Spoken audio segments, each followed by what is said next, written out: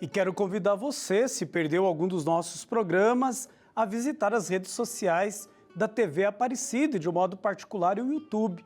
E lá, no campo digite, através da hashtag Jornada Bíblica, você poderá encontrar um dos programas que deixou de assistir ou até mesmo que gostaria de revê-lo para ajudar a sua comunidade a entender um pouco mais sobre a Palavra de Deus.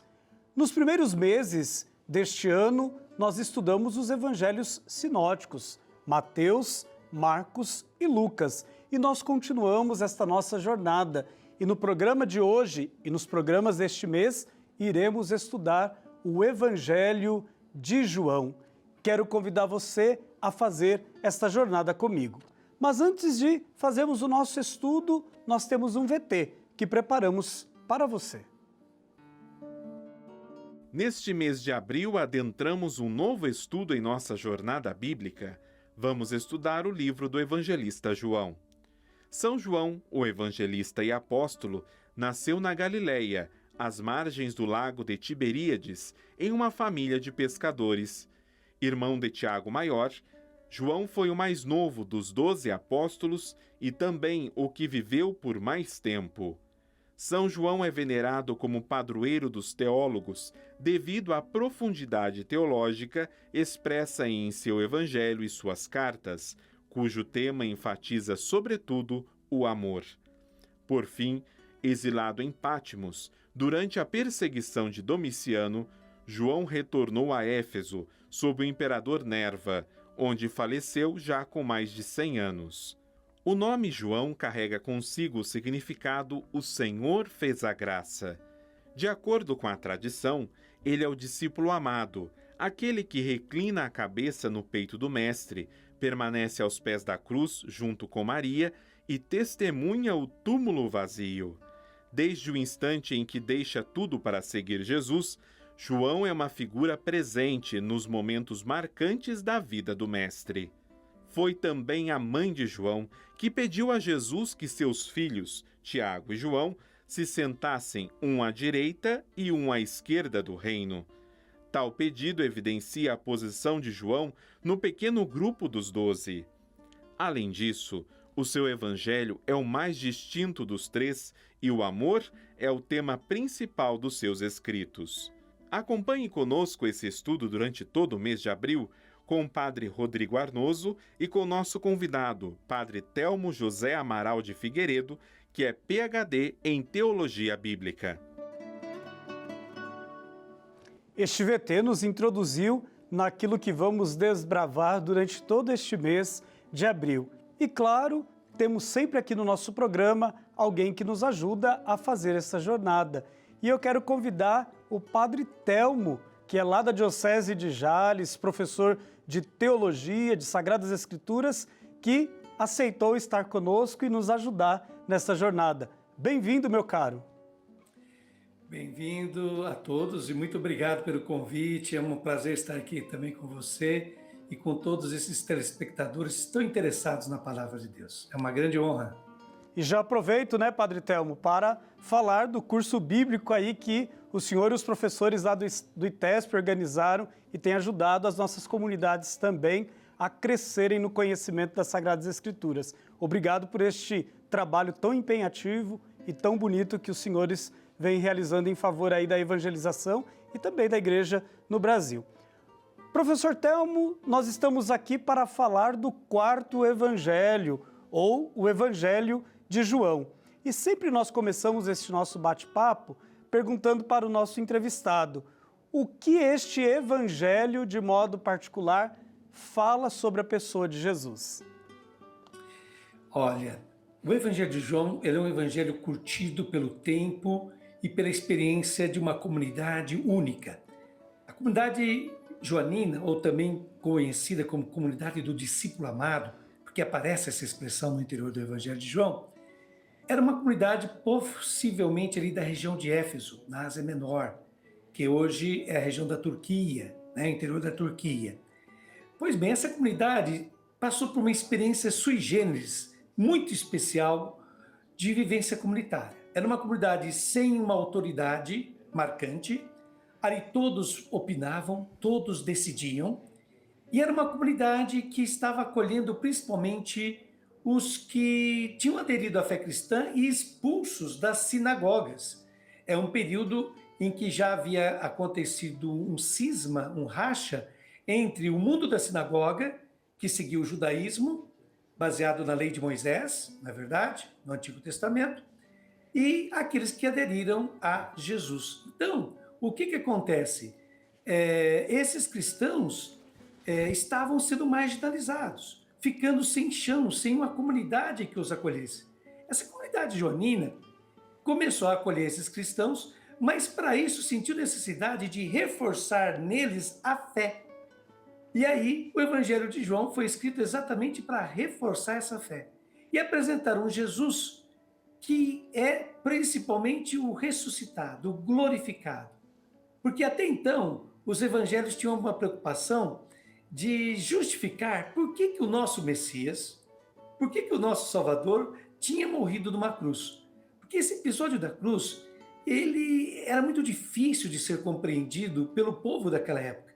Porque onde já se viu o Salvador do mundo, o Filho de Deus, vir a este mundo e morrer numa cruz? Ou seja, passar pela humilhação das mais terríveis que existia até então? O Evangelho de João já supera essa fase, porque 3 outros evangelhos já haviam enfrentado esse problema, o Evangelho de Marcos, depois o de Mateus e em seguida o de Lucas. Então João vai se dedicar ao Cristo glorioso, ao Cristo ressuscitado, ao Jesus pascal, a esse Jesus que a comunidade está acolhendo em sua plenitude. Esse Jesus que já demonstrou por que ele veio e ele tem agora, digamos assim, a missão de fazer essa comunidade perceber que a dimensão maior e que deve unir a todos é o amor, é o serviço, é a igualdade. Então João vai insistir muito nisso, apresentando um Jesus que é Deus, ele insiste muito nisso, é Filho de Deus. É a grande, digamos assim, insistência desse evangelho. Bem interessante esses elementos que o senhor traz, né, do Evangelho de João e que nos ajuda a entrar neste quarto evangelho, nos ajuda a entrar nesta obra. Mas quem é João, Padre Telmo? Olha, boa pergunta. Talvez a minha resposta fique um pouquinho longa, pode me interromper. Porque esse João é o seguinte, se a gente pega, por exemplo, o Evangelho, não se fala que João teria sido o autor. Se a gente pega Apocalipse, o autor do Apocalipse é apresentado como ancião, né? Aliás, como João. Nas cartas joaninas, o autor aparece apresentado como ancião, ou seja, o presbítero, aquele que coordenava a comunidade. Então nós temos uma multiplicidade digamos assim, de personagens aí, né? Então veja bem, havia um bispo chamado Pápias, que é retratado por Eusébio de Cesareia. Infelizmente a gente só conhece o pensamento dele através de Eusébio de Cesareia. E Eusébio de Cesareia, que viveu no século IV, e Pápias viveu no século II, ele acabou não compreendendo todas as afirmações desse bispo. Mas Pápias se refere ao que dizem Aristião e o ancião João, discípulos do Senhor. Eusébio pensa que o primeiro João mencionado, o apóstolo filho de Zebedeu, seja o autor do evangelho. Então começa aí já um primeiro problema. Se achava que João, filho de Zebedeu, irmão de Tiago, né, seria o autor desse evangelho. E o segundo, o ancião, seria o autor do Apocalipse. Mas essa não é necessariamente a opinião de Pápias, esse bispo do início do cristianismo. Na realidade, o testemunho de Pápias aponta em outra direção. O autor das cartas joaninas, intimamente relacionadas com o Evangelho, se intitula ancião. Enquanto que o autor do Apocalipse, como eu disse agora há pouco, se intitula João. Mas não como ancião, e sim como irmão. Está lá em Apocalipse 1:9. Ele é o irmão, exercendo o profetismo na igreja. É João, mas para um profeta, digamos assim. Por isso, é mais provável que a antiga tradição tenha apontado para o João, o ancião, que também é chamado de discípulo amado, e que este posteriormente tinha sido confundido com o apóstolo João, filho de Zebedeu.